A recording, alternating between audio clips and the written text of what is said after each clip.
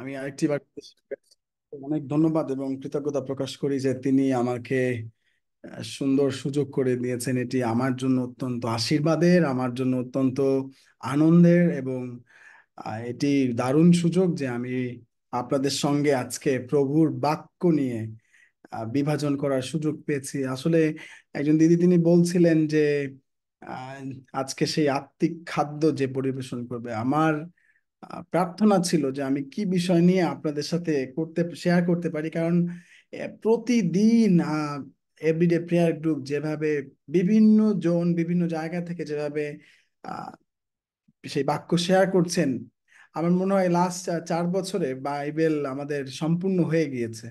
এটি ঈশ্বরের আহ, পরম আশীর্বাদ আমাদের জন্য, এর জন্য ঈশ্বরকে ধন্যবাদ করি। কিন্তু আজকে আমি এই আত্মিক খাদ্যের যে ক্ষুধা, সেই বিষয়ে কথা বলবো। তবে সেই বিষয়ে যাওয়ার আগে আমি একটু সংক্ষেপে আমার পরিচয় দিতে চাই। আমার নাম রিমন পার্থ অধিকারী এবং আমি জজ কোর্টে প্রায় 4 বছর প্র্যাকটিস করার পরে আমি এখন আর সেখানে কাজ করছি না বা প্র্যাকটিস করছি না। আমি সদাপ্রভুর সেবার জন্য মিনিস্ট্রির সাথে জড়িত এবং আপনারা জানেন হাউস চার্চ অফ বাংলাদেশ সেই মণ্ডলীর একজন সদস্য আমি, এবং পাশাপাশি পডকাস্ট উইথ পার্থ এবং রে অফ হোপ নামে একটি মিনিস্ট্রি আমরা পরিচালনা করি। প্রভুর জন্য আমরা প্রাণপণ করি। ধন্যবাদ জানাই বিশেষ করে আমাদের শ্রদ্ধা আন্টি এবং রিক্তা আন্টির মাধ্যমে আমি আরেকটি বার সুযোগ পেয়েছি। তো আমি কথা বলতে চেয়েছি যে জীবন খাদ্য আত্মিক সেই ক্ষুধা নিয়ে। যেহেতু আমরা প্রতিদিন এই জায়গাতে, অ্যাটলিস্ট এই জায়গাতে আমরা একবার হলেও সুযোগ পাই এই বাক্য গ্রহণ করার, এবং বাক্যই কথা বলছে, বাক্য হচ্ছে খাদ্য।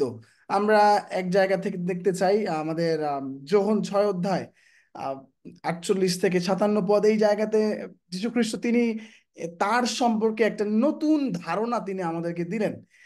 তিনি বললেন যে তিনি এমন একটি বিষয় নিজে থেকে উপস্থাপন করলেন যেটা আসলে মেটাফোর, যেটা উপমা সহকারে দেওয়া আছে, কিন্তু এইটি আজকে আমরা চিন্তা করতে চাই। এবং আমি অনুরোধ করি, আমি প্রার্থনা করি যারা আপনারা বাক্য পবিত্র আত্মার সহায়তায় বুঝতে পারেন তাদের জন্য এই বাক্য হোক আজকে, এবং যারা বুঝতে পারি না তাদের জন্যও হোক, এবং যারা কি পারি না বা কি জানি না সেটাও জানি না তাদের জন্য আজকে এই বাক্য সেই আশীর্বাদের হোক। এবং ঈশ্বর আমাদেরকে প্রত্যেককে ব্যবহার করুন, কান খুলে দিয়ে, হৃদয়ের কর্ণ খুলে দিয়ে, মুখ খুলে দিয়ে, যেন আমরা একই বিষয় আজকে সকলে বুঝতে পারি। আমি আসলে পাঠ করতে চাই যোহন 6 অধ্যায় 48 থেকে 57 পদ। খ্রিস্ট তিনি বলছেন, আমি জীবন খাদ্য। আমাদের তোমাদের পিতৃপুরুষেরা প্রান্তরে মান্না খাইয়াছিল, আর তাহারা মরিয়া গিয়াছে। সেই খাদ্য যাহা স্বর্গ হইতে নামিয়া আইসে, যেন লোকে তাহা খায় ও না মরে। আমি সেই জীবন্ত খাদ্য যাহা স্বর্গ হইতে নামিয়া আসিয়াছে। কেউ যদি এই খাদ্য খায় তবে সে অনন্তকাল জীবিত থাকিবে, আর আমি যে খাদ্য দিব সে আমার মাংস, জগতের জীবনের জন্য। অতএব জিহুদীরা পরস্পর বাগযুদ্ধ করিয়া বলিতে লাগিল, এ ব্যক্তি কেমন করিয়া আমাদিগকে ভোজনের জন্য আপনার মাংস দিতে পারে? যিশু তাদেরকে কহিলেন, সত্য সত্য আমি তোমাদেরকে বলিতেছি, তোমরা যদি মনুষ্য পুত্রের, দারুণ কথা বলছে, মাংস ভোজন ও তাহার রক্ত পান না করো, তোমাদের জীবন নাই। আরেকটা বার পড়তে চাই, মনুষ্য পুত্রের মাংস ভোজন ও তাহার রক্ত পান না করো, তোমাদের জীবন নাই। যে আমার মাংস ভোজন ও রক্ত পান করে সে অনন্ত জীবন পাইয়াছে, আমেন, এবং আমি তাহাকে শেষ দিনে উঠাইব। যে আমার মাংস ও রক্ত পান করে সে আমাতে থাকে এবং আমি তাহাতে থাকি, যেমন জীবন্ত পিতা আমাকে প্রেরণ করিয়াছে ও পিতা হেতু আমি জীবিত আছি, সেই রূপে যে কেউ আমাকে ভোজন করে সেও আমা হেতু জীবিত থাকিবে। ঈশ্বরের এই পবিত্র বাক্য আমাদের প্রত্যেক পরিবার, প্রত্যেক মণ্ডলী, প্রত্যেক সন্তানের জীবনে আশীর্বাদ বয়ে নিয়ে আসুক, এবং আত্মা মণ্ডলী দিগকে কি কইতেছে সেই আহ শব্দ বোঝার এবং সেই বিষয়কে উপলব্ধি করার হৃদয় কর্ণ আমাদেরকে খুলে দেখ পবিত্র আত্মা। আসুন এই সময় আমরা সমর্পিত হই পিতা ঈশ্বরের কাছে, এবং আপনি হৃদয় খুলে দেন। আমি যে বিষয় নিয়ে কথা বলতে চাই সেটি হচ্ছে আত্মিক ক্ষুধা। আপনার প্রতিদিন নিশ্চয়ই ক্ষুধা লাগে। আমার তো লাগে। আমার ছেলে 21 মাস বয়স, এবং প্রতিদিন সকালবেলা, ইটস ভেরি ইন্টারেস্টিং যে সে প্রতিদিন সকালবেলা আমাদের আগে ঘুমের থেকে উঠে, এবং সে উঠে প্রথম যে স্লোগানটা দেয়, জু নিডস মাফিন। তার মানে আপনারা বুঝতে পারেন, অর্থাৎ জায়েন তার, সে বলে নিজেকে যে তার মাফিন বা এক ধরনের মিষ্টি জাতীয় খাবার বা পেস্ট্রি তার দরকার, অর্থাৎ তার ক্ষুধা পেয়েছে। এবং খুব ইন্টারেস্টিং, খুব কিউট লাগে। কিন্তু আপনাদেরও আমি মনে করি আমাদের প্রত্যেকেরই জাগতিক ভাবে দৈহিক সমস্ত জৈবিক চাহিদা পূরণ করার জন্য যে বিষয়টি আমাদের সবচেয়ে গুরুত্বপূর্ণ, সেটি হচ্ছে ক্ষুধা লাগা এবং সেটি নিবারণ করা। এবং প্রতিদিন আমাদের সকাল বিকেল দুপুর বিকেল রাত সব সময় ক্ষুধা লাগে, অ্যাটলিস্ট 3 বেলা আমরা খাবার খাই এবং আমাদের ক্ষুধা নিবারণ করি। ক্ষুধা লাগলে আমরা অবশ্যই খাবার খাই। আর বাইবেল খাবার গুরুত্ব খুব গুরুত্বপূর্ণ, কারণ জাগতিকভাবে যেমন বেঁচে থাকার জন্য খাদ্য প্রয়োজন, আমরা সবাই জানি আত্মিকভাবেও আমাদের আত্মিক খাদ্যের প্রয়োজন। প্রিয় ভাই বোন, আমি বলতে চাই বাইবেলে এই খাবারের বিষয়ে গুরুত্ব অনেক রয়েছে, এবং এটি প্রায় 1207 বার বাইবেলে বিভিন্ন সময়ে উল্লেখ আছে, এবং এই আত্মিক ক্ষুধা সম্পর্কেও অনেক জায়গাতে ব্যাখ্যা দেওয়া আছে। যদি বলি যে আত্মিক ক্ষুধার স্বরূপটা কি বা এটা কি, আত্মিক ক্ষুধা আসলে এরকম বলা যেতে পারে যে আত্মিক ক্ষুধা হচ্ছে আমাদের অন্তরের যে ব্যাকুলতা বা আকুলতা, সেটি কিসের জন্য? ঈশ্বরের জন্য। আপনার ঈশ্বরের জন্য যে অন্তরের ভেতরে আকুলতা রয়েছে, ব্যাকুলতা রয়েছে। কিছু কিন্তু 42:2 কথা বলছে, ঈশ্বরের জন্য, জীবন্ত ঈশ্বরের জন্য আমার প্রাণ তৃষ্ণার্ত, আমি কখন আসিয়া ঈশ্বরের সাক্ষাতে উপস্থিত হইব। এই যে আর্জেন্সি, কখন করব, তাড়াতাড়ি করতে হবে, আমাকে একটু দ্রুত যাইতে হবে, এই এই সময় আসতে হবে, দ্যাটস কল হাঙ্গার। এটি প্রকাশ করে আপনার আত্মিক ক্ষুধা রয়েছে, এটি আত্মিক ক্ষুধার স্বরূপ, এটিকে আত্মিক ক্ষুধা বলা যেতে পারে। আমরা পড়াশোনা করার সময় পড়েছিলাম, অনেক বছর আগে আমি পড়েছি, প্রায় 12 13 14 বছর আগে, আহ রবীন্দ্রনাথ ঠাকুরের একটি বিখ্যাত গল্পের থেকে, হৈমন্তী সম্ভবত সেটির নাম ছিল, সেখানে বলা ছিল কন্যার বাপ সবুর করিতে পারিতেন, কিন্তু বরের বাপ সবুর করিতে চাহিলেন না।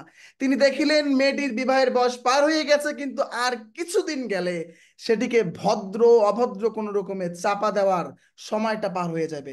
মেয়ের বয়স যে অবৈধ রকমে বাড়িয়ে গিয়েছে, কিন্তু পণের যে টাকার গুরুত্ব, আপেক্ষিক গুরুত্ব এখনো তাহার থেকে কিঞ্চিত উপরে আছে। সেই জন্যই তারা, আপনারা যারা এই জায়গাটি জানেন বা একটু পুরাতন আমলের লোক যদি বলি, যে আগে আমরা দেখতাম মেয়ে যদি কোনো মতে 13 বছর পার হয়েছে, 12 14 বছর পার হয়েছে, বিয়ে দেওয়ার জন্য তারা হুরা আইবুড় হয়ে যাবে, আরো নানান ধরনের শব্দ চয়ন করে তাদেরকে একেবারে সামাজিকভাবে হেয় প্রতিপন্ন করার মতো অবস্থা।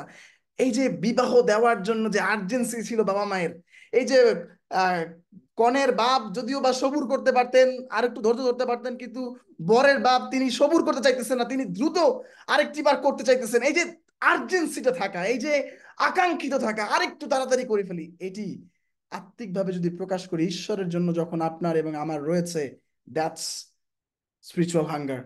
এটি হচ্ছে আত্মিক ক্ষুধার স্বরূপ। আরেকটি ভাবে আমি বলতে পারি যে আত্মিক ক্ষুধা হচ্ছে এক ধরনের অভিলাষ, যা আমাদের ঈশ্বরের কাছাকাছি নিয়ে যায়। অভিলাষ শব্দের অর্থ আমরা জানি না, আকাঙ্ক্ষা বা এক ধরনের কামনা। অভিলাষের সাথে একটু জৈবিক ব্যাপার যুক্ত আছে, কিন্তু এটিকে যদি আমি আত্মিকভাবে ট্রান্সলেট করি, যে প্রবল আকর্ষণ ঈশ্বরের প্রতি যখন আমার থাকে, তার প্রেম ক্ষমা এবং শান্তি পাওয়ার জন্য। যিশু বলছেন ধন্য তারা যারা ধার্মিকতার জন্য ক্ষুধিত ও তৃষিত, কারণ তারা পরিতৃপ্ত হইবে। আপনারা জানেন মথি, আহ আমি ভুলে গেছি, সম্ভবত 5 অধ্যায় 6 পদ, দয়া করে মাফ করবেন, আমি অবশ্যই একজন পালক নই, কিন্তু ঈশ্বর আপনাদের প্রত্যেককে আশীর্বাদ করুন। যদি কারো মনে থাকে যে কোন জায়গাতে এটি বলা আছে, আপনি দয়া করে কমেন্টে লিখতে পারেন যে যীশু খ্রিস্ট তিনি বলছেন যে ধন্য যারা ধার্মিকতার জন্য ক্ষুধার্ত, সম্ভবত মথি 5 অধ্যায় 6 পদ। তাহলে আত্মিক ক্ষুধা আরেকভাবে বলতে পারি, সে এক ধরনের অন্তর্নিহিত প্রবণতা। অন্তর্নিহিত মানে হচ্ছে আপনার প্রাণের প্রবণতা, আপনার প্রাণের আকাঙ্ক্ষা, যা ঈশ্বরের নিকটে যাওয়ার জন্য আপনাকে উদ্বুদ্ধ করে। ঈশ্বরের ঈশ্বরকে খোঁজার জন্য, এক অভিযানে যাওয়ার জন্য আপনি আকাঙ্ক্ষিত হন। এটিকে আমরা বলতে পারি আত্মিক ক্ষুধা। গীতসংহিতা 63 অধ্যায় 1 পদ এই কথা বলছে, রাজা দাউদ তিনি বলছেন, হে ঈশ্বর, তুমি আমার ঈশ্বর, আমি সযত্নে তোমার অন্বেষণ করিব। তারপরে ঘটনা কি বলছে?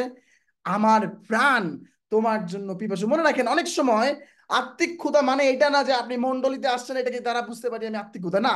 অনেক সময় যা আমি দেখতে পাই না, আমি মানিকদার চেহারা এখন দেখতে পাচ্ছি, কিন্তু তার হৃদয়ের আকাঙ্ক্ষা আমি এখন জানি না।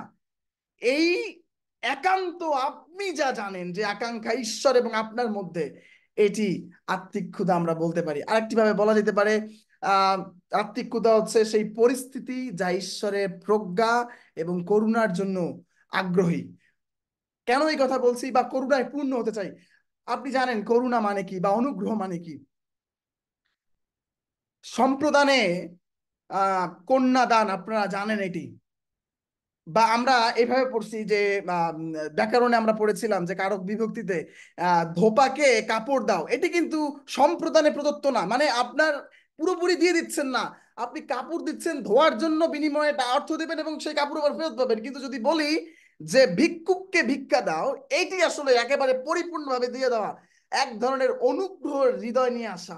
আসলে আমরা যখন ঈশ্বরের কাছে আকাঙ্ক্ষিত হৃদয় থাকে কিন্তু একটা অনুগ্রহ পাওয়ার জন্য, মানে আপনি কিছু করছেন তাই বলে আপনি পাবেন এরকম না, ধোপাকে টাকা দিবেন সে কাপড় ধুয়ে দেবে এরকম না, বরং আপনি কিছু করেননি, আপনি জানেন না, আপনি পারেন না, আপনি পাপী, আপনি অযোগ্য, তারপরেও ঈশ্বরের কাছে ভিক্ষার থালি নিয়ে দাঁড়ানো হচ্ছে আত্মিক ক্ষুধা। কারণ করুণাবিষ্ট হৃদয় ঈশ্বর আছেন, তিনি দাঁড়িয়ে আছেন। তিনি দাঁড়িয়ে, আমরা স্মরণ করতে পারি দুইজন লোক, তারা মন্দিরে গিয়েছে, তারা পবিত্র গিয়ে গিয়েছে, একজন ফরিসি এবং একজন করগ্রহী। লুক তার 18 অধ্যায় 9 পদে এই কথা বলে। এবং যীশু খ্রিস্ট তিনি আসলে যারা অতিরিক্ত পণ্ডিত ধার্মিক বা যাদেরকে বলা হইতেছে যারা মানে বেশি ধার্মিকতা দেখায়, তাদেরকে শিক্ষা দেওয়ার জন্য এই উপমা তিনি ব্যবহার বা এই প্যারাবল তিনি ব্যবহার করেছিলেন। এবং আজকে আমি এই স্পষ্টভাবে বলতে চাই আপনাদের, আমাদের প্রত্যেকের জন্য, আমরা অনেকেই এই মুহূর্তে এখন জুমে আছি, আমি জানি প্রতিদিন আপনি জুমে আছেন, আমরা প্রতিদিন বাক্য শুনতেছি, অনেক যাইতেছি, কিন্তু অনেক সময় আমরা ভরা পেটে জুমে উপস্থিত। ভরা পেটে কিভাবে? সেই ফরিসি লোকের মতো, যে এসে বলছে, প্রভু আমি তোমার জন্য এই করি সেই করি, আমি দান দশমাংশ দিই, আমি ওই করগ্রহীর মতো না। বাট ঈশ্বরের কাছে সেই ব্যক্তি পরিতুষ্ট হয় যে প্রভুর সম্মুখে অনুগ্রহের করুণার হৃদয় নিয়ে আসে, করুণার হৃদয় নিয়ে আসে, অর্থাৎ আত্মিক ক্ষুধা নিয়ে আসে। ভরা পেটে যদি আপনি আমার বাসায় আসেন, আমি সর্বোচ্চ যাই অফার করি না কেন, আপনি বলবেন 1 কাপ চা হইলে যথেষ্ট, আর লাগবে না। কিন্তু যদি আপনি ক্ষুধার্ত হৃদয় নিয়ে, পেট নিয়ে বা স্টমাক নিয়ে আসেন, কোনো বাসায় যান, বিশ্বাসীদের বাসায়, আপনি অবশ্যই পরিতুষ্ট হবেন না জাগতিক খাবারে। তদ্রূপ ভাবে ঈশ্বরের কাছে যখন আমরা আসি, তখন সেই আকাঙ্ক্ষিত হৃদয় থাকে করুণা পাওয়ার জন্য, এটি অর্থাৎ আত্মিক ক্ষুধা। এবং আত্মিক ক্ষুধার আমাদের জীবনে প্রয়োজন রয়েছে। আপনি বুঝতে পারেন কি না পারেন, এখন বুঝতে পারেন কি না পারেন, দৈহিকভাবে খাবারের যেমন প্রয়োজন, তদ্রুপভাবে বাক্য বারবার আমাদেরকে স্মরণ করে দিচ্ছে আত্মিক ক্ষুধার আমাদের প্রয়োজন আছে। মথি যেভাবে বলছিলাম যে যেভাবে 5 অধ্যায় 6 পদে বলেছে, ধন্য তাহারা যারা ধার্মিকতার জন্য ক্ষুধিত অধিষ্ঠিত, কেননা তারা তৃপ্তি তৃপ্ত পাই বা তৃপ্ত হইবে। আমি একটা ছোট্ট উদাহরণ দিতে চাই, কেন আত্মিক ক্ষুধার প্রয়োজন রয়েছে। একজন ধনী যুবক, বাইবেল থেকে এই কথা বলছে, মতি 19 অধ্যায় 16 থেকে 22 পদে, একজন ধনী যুবক তিনি যিশুর কাছে এসে বলছেন যে চিরন্তন জীবন, অনন্ত জীবন পেতে গেলে প্রভু আমার কি করতে হবে?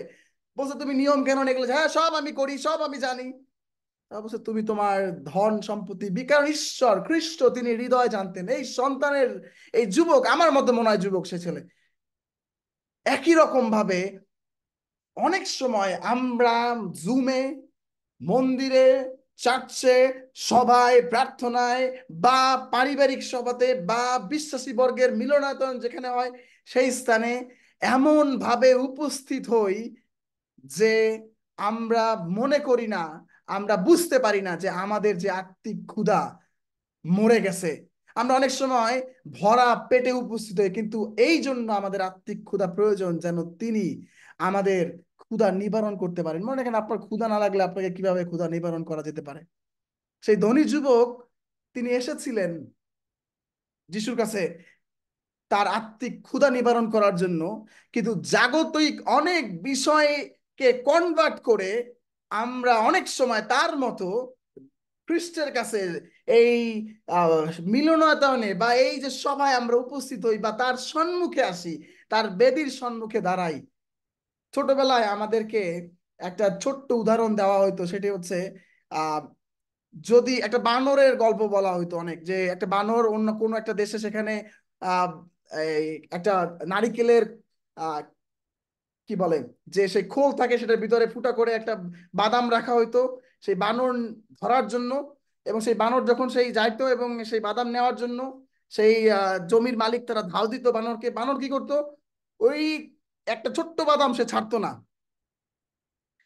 অনেক সময় জাগতিক অনেক জৈবিক বিষয় আমরা নিয়ে আসি জুমে, আমরা নিয়ে আসি আমাদের পারিবারিক প্রার্থনায়, এবং আমরা ভরা পেট নিজেকে মনে করি বা চিন্তা করি যে আমি ক্ষুধিত, কিন্তু আসলে আমি ওই সমস্ত বিষয় নিয়ে আমার জীবনকে ভরে রেখেছি, তাই আমরা আসলে পরিতৃপ্ত হতে পারি না। রাজা দাউদ এই কথা বলছেন, আত্মিক ক্ষুধার কথা বলছেন, যে হরিণী যেমন জলের জন্য ব্যাকুল, তেমনি আমার প্রাণ তোমাকে চায়। আপনারা জানেন গীতসংহিতা 42 অধ্যায়ে সেই কথা বলা আছে। আসলে ক্ষুধা না থাকলে আপনাকে দুইটা জিনিস বুঝতে হবে সাধারণভাবে। একটা হচ্ছে, হয় আপনার পেট ভরে গেছে অথবা আপনি অসুস্থ। কেন বলছি এই কথা? অবশ্যই যখন আমি ভাত খাই, খাবার খাই, আমার পেট ভরে যায়, তার মানে আমার ক্ষুধা নাই। কিন্তু আরেকটা ভাবে হইতে পারে, দেখবেন বৃদ্ধ বয়স্ক লোকদের ক্ষুধা পায় না, এবং তারা আহ কি বলে, ক্ষুধা না পাওয়ার রোগে ভুগে, কারণ তারা অসুস্থ। যখন আপনার আমার আমাদের দৈহিক খাদ্যের জন্য সকাল দুপুর রাতে আমাদের যেমন খাবারের প্রয়োজন, তদ্রুপভাবে আত্মিক খাদ্য দ্বারা আমাদের জীবনকে পরিপূর্ণ করার জন্য আমাদের আত্মিক ক্ষুধাও থাকতে হবে। প্রশ্ন হচ্ছে, আপনার আমার কি আত্মিক ক্ষুধা আছে কিনা?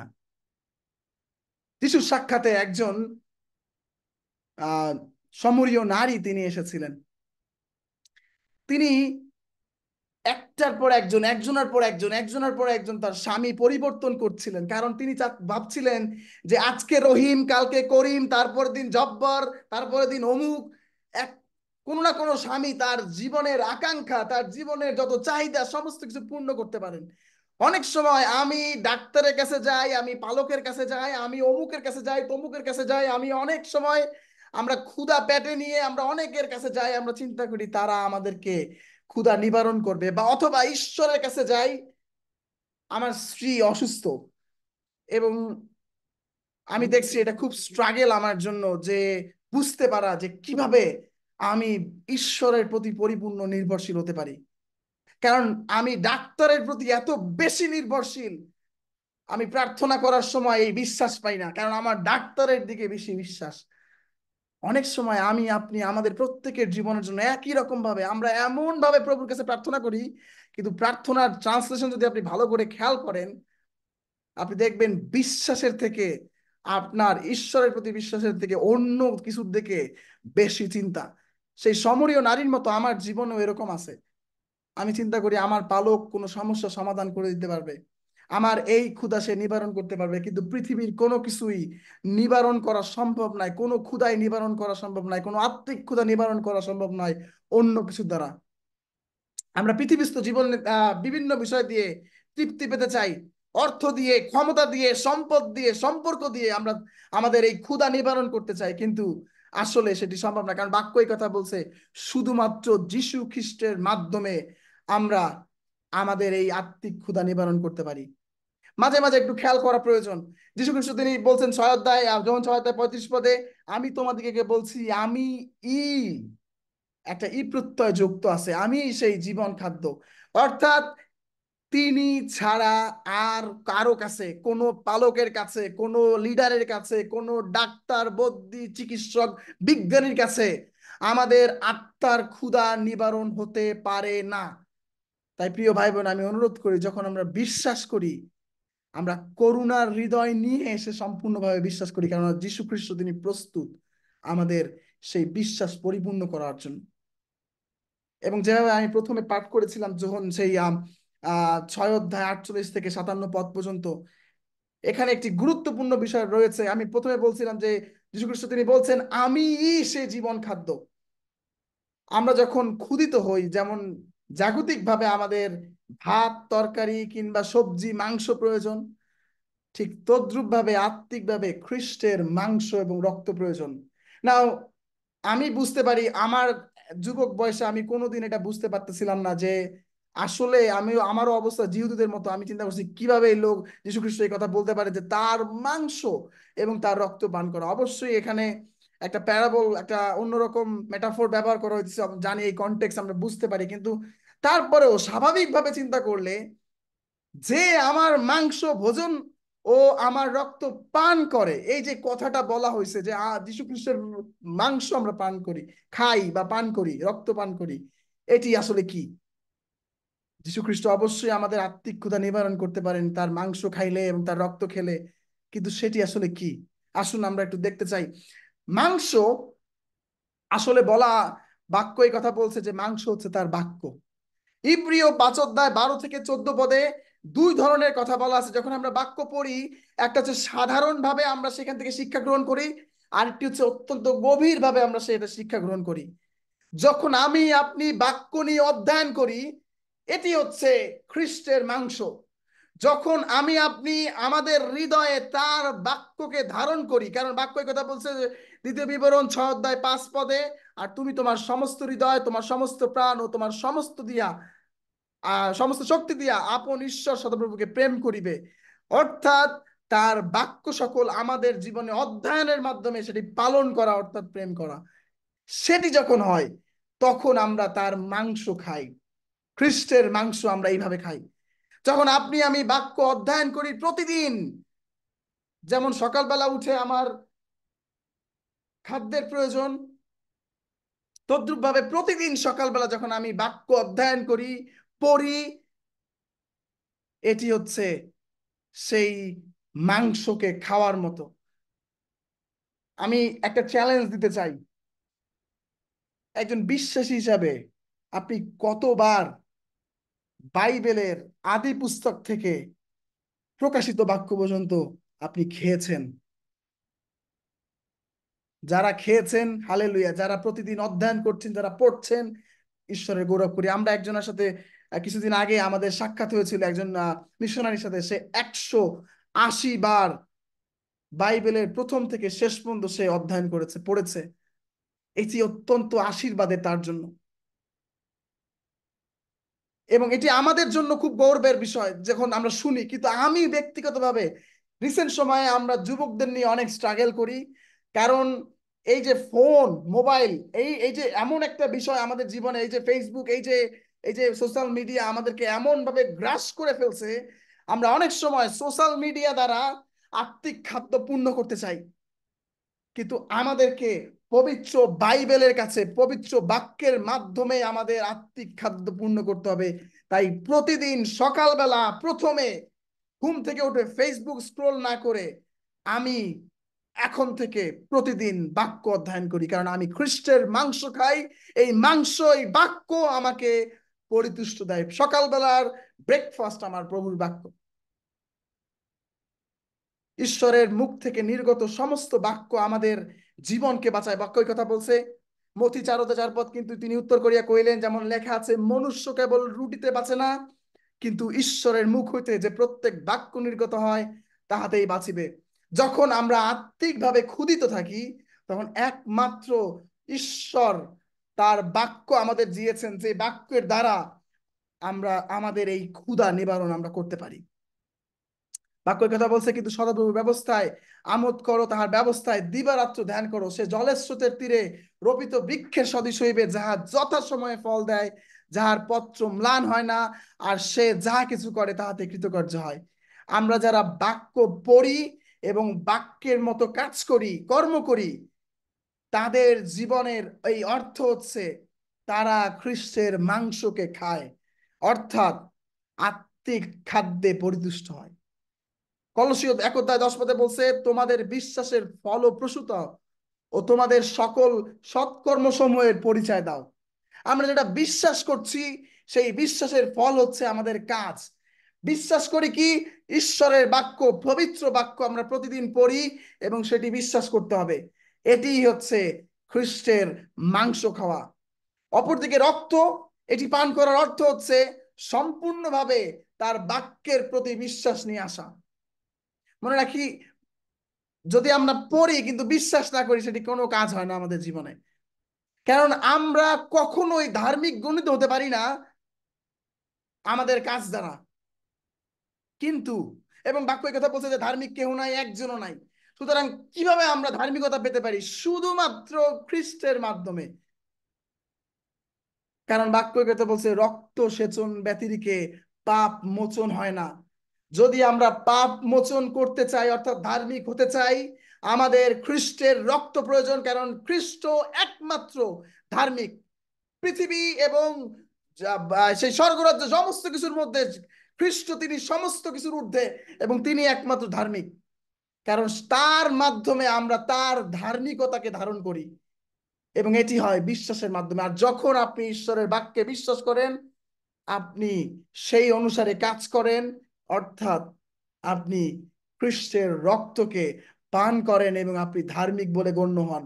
আপনি তার রক্ত দ্বারা সূচি পবিত্র হন এবং তার মাধ্যমে আপনি ধার্মিকতায় নতুন জীবন ধারণ করেন। এই ধার্মিকতা আসে আরেকটি মাধ্যমে, সেটি হচ্ছে পাপ স্বীকার করা। যখন আমরা বিশ্বাস করি তার বাক্যে, এবং তখন আমাদের জীবন থেকে একটি প্রয়োগ আসে, সেটি হচ্ছে পাপ স্বীকার।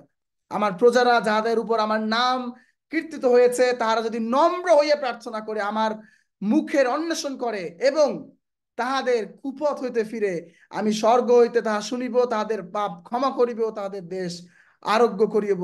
দ্বিতীয় রাজাবলী 7 অধ্যায় 14 পদে এই কথা বলছে।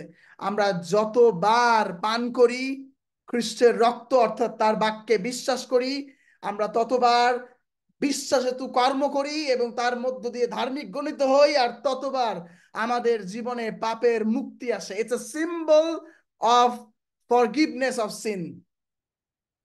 তার রক্ত গ্রহণ করা হচ্ছে তার বাক্যকে বিশ্বাস করা। প্রিয় ভাই বোন, আমি শেষ করতে চাই প্রশ্ন দিয়ে। আজকে এইখানে যতজন আছি আমরা, তাদের প্রত্যেকের আত্মিক ক্ষুধা কি রয়েছে? অলরেডি যারা খাবার খেয়েছেন, যারা খাবেন রাতের খাবার, তাদের জন্য আমি শুভকামনা জানাই। কিন্তু আজকে রাতে প্রভুর জন্য আমরা কি ক্ষুধিত কিনা, এটি খুঁজে দেখতে হবে। তা না হলে বুঝতে পারেন, যদি আপনার ক্ষুধা না থাকে, আপনি আত্মিক ক্ষুধাকে অন্য কিছু দিয়ে পূর্ণ করার চেষ্টা করছেন, অথবা আপনার গ্যাস্ট্রিক হয়ে গেছে। কারণ কি? কারণ বাক্য এই কথা বলছে, যারা আসলে পবিত্রতায় মনোযোগ দেয় না, তাদের আত্মিক ক্ষুধা বন্ধ হয়ে গেছে। যখন আমরা কোনো কাজে, কথায়, আমাদের চালচলনে, আত্মিক ব্যবহারে পবিত্রতা দেখাতে পারি না, পবিত্রতা আসে না, বুঝবেন তখন আমাদের আত্মিক ক্ষুধা হারিয়ে গেছে। আমাদের আত্মিক ক্ষুধা হারিয়ে গেছে। অনেক সময় আমরা টেলিভিশন, এই বিভিন্ন কি বলে সংবাদ, অনেক কিছু নিয়ে ব্যস্ত থাকি, অনেক কিছু দিয়ে আমরা শিক্ষা অর্জন করতে থাকি, কিন্তু বাক্যের প্রতি আমাদের জীবন নাই, অর্থাৎ পবিত্রভাবে জীবনযাপন করার উদ্দেশ্য নাই। অনেক পালকের সম্পর্কে এখন অপবিত্র বা অন্যের সাথে অবৈধ সম্পর্কের কথা আমরা শুনতে পাইতেছি এখন। এটা অশনি সংকেত। অনেক জুমে আলোচনা, ফেলোশিপের আলোচনা, এত সুরসুরি দেওয়া আলোচনা, এটি অত্যন্ত দুঃখজনক।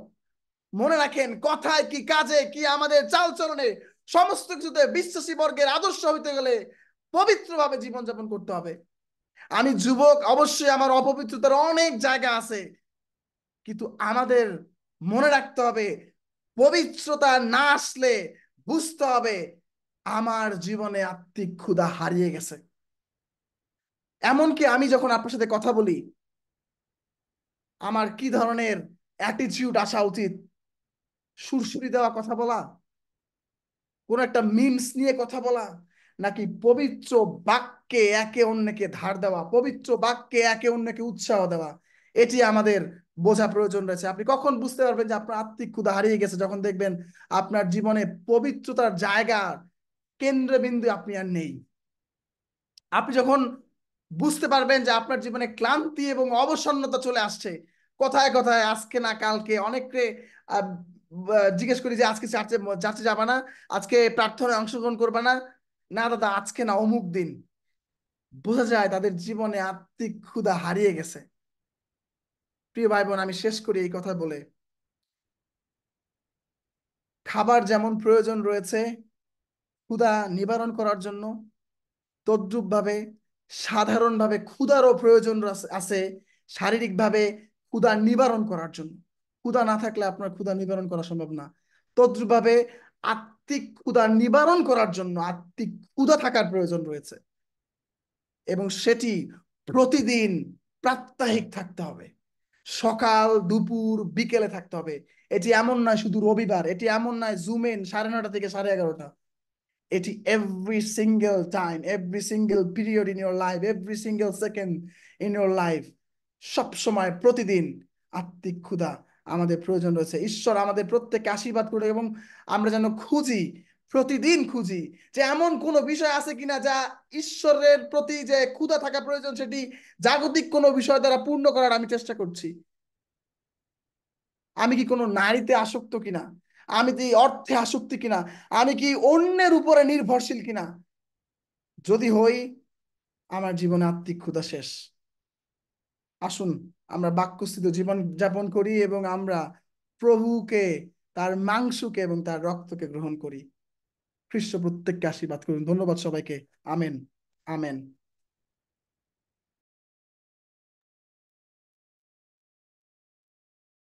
প্রভু জয় হোক।